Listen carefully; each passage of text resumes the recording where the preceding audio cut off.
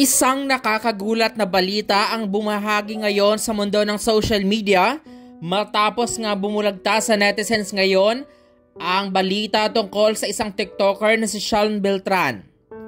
Ayon mismo sa kanyang magulang na si Leslie Beltran Fernandez, makatapos ang ilang buwang pakikibaka ni Sean Beltran sa sakit na cancer ay tuluyan na nga itong namaalam.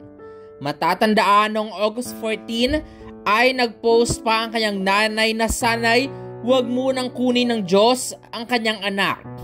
Ayon sa kanya, Lord, huwag muna po please. Pahiram pa po sa anak ko please. Lumalaban pa po siya, gusto niya po pong mabuhay. Sean, anak, sabi mo lalaban pa tayo, sabi mo gusto mo pa pumunta tayo na Baguio at mag-beach pag uwi natin. Sobrang sakit anak, makita kang ganyan. Kaya pa yan anak.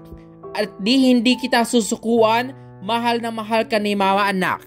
Na kung saan ay binahagi nito ang kalagayan ni Sean Beltran sa ospital at habang nakaratay ito sa kanyang higaan.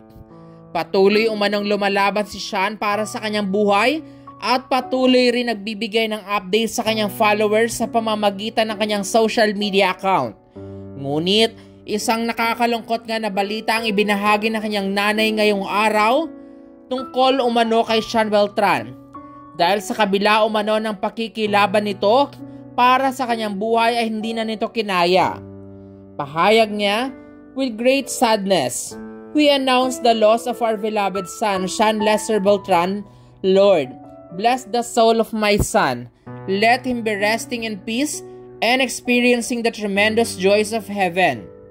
In loving memory of my son, his life was a blessing, a treasure. The love you gave and the life you lived will forever be remembered. You will always in our heart, anak. Mahal na mahal kita, anak.